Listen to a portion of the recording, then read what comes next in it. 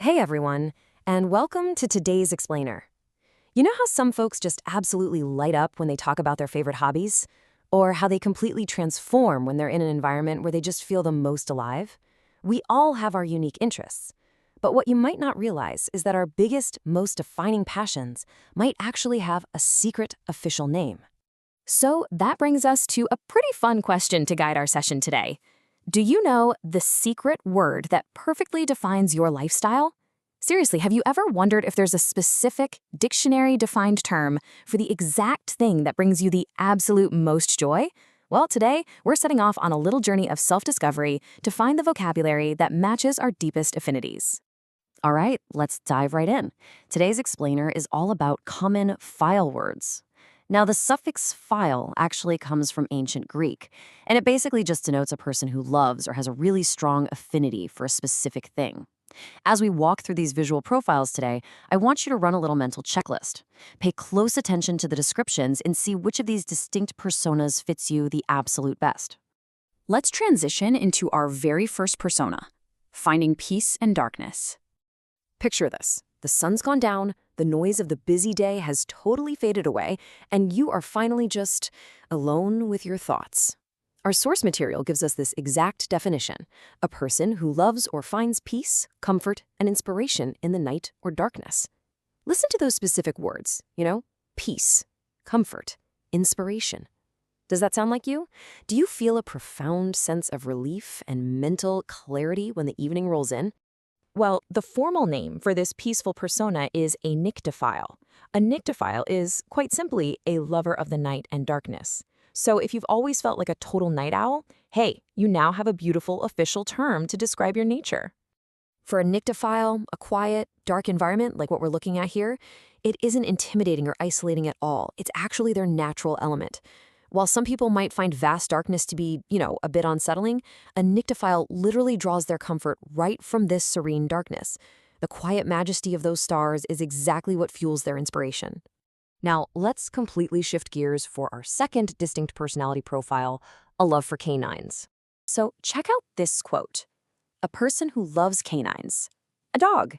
It's a super simple sentence, but man, it carries a ton of weight for the right person. Think about it. Does your ultimate, everyday joy come from the companionship of furry friends? Are you the kind of person who literally cannot walk past a dog on the street without stopping to say hello? If you're nodding your head right now, here is your official title: cinephile. Yep, a cinephile is a person who loves canines. It's just a fantastic formal dictionary word for what we usually just call being the ultimate dog lover. And, being a cinephile isn't just about admiring dogs from afar. It's about the pure joy, the physical touch, and that real emotional connection of engaging with them. It perfectly captures that vibrant, infectious energy that defines a person whose heart is just fully dedicated to their canine companions. Let's expand the scope of our explainer even further and explore a highly energetic, adventurous persona. The fondness for journeys. Take a look at this quote. It describes someone who loves to travel or has a deep fondness for journeys and roads. Let that sink in for a second. Do you feel the constant, undeniable call of the open road? Is there a really specific thrill that just rushes through you when you're moving to new places and stepping out into the unknown? Well, the word for that incredible drive is hodophile. A hodophile is someone with a deep, powerful fondness for journeys and roads. It really puts a proper, defining name to that insatiable wanderlust that so many people basically build their entire lives around. Because for a hodophile, the thrill isn't just about arriving at a destination, right? It's about the sheer scale of the journey itself. It's about embracing the unknown and craving the absolute freedom of the open road. They crave the transformative power of the path taken, making the actual act of traveling their truest passion.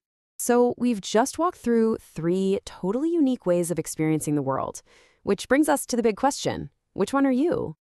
Let's do a quick recap of the vocabulary we've learned today, because understanding these terms really helps us understand ourselves better. We have the nyctophile, who finds their ultimate peace and inspiration in the night. We have the cynophile, who thrives on the joyous companionship of dogs. And we have the hodophile, whose heart belongs completely to travel and the open road. To wrap up today's explainer, I want to leave you with this lingering question to ponder. Are you drawn to the night, the dogs, or the open road? Maybe you resonate strongly with just one, or hey, maybe you're a fascinating combination of all three. Identifying the words that describe our passions is a super powerful way to understand our own identity. Thank you so much for learning with me today, and I really hope this sparks your curiosity to discover even more of the secret words that define exactly who you are.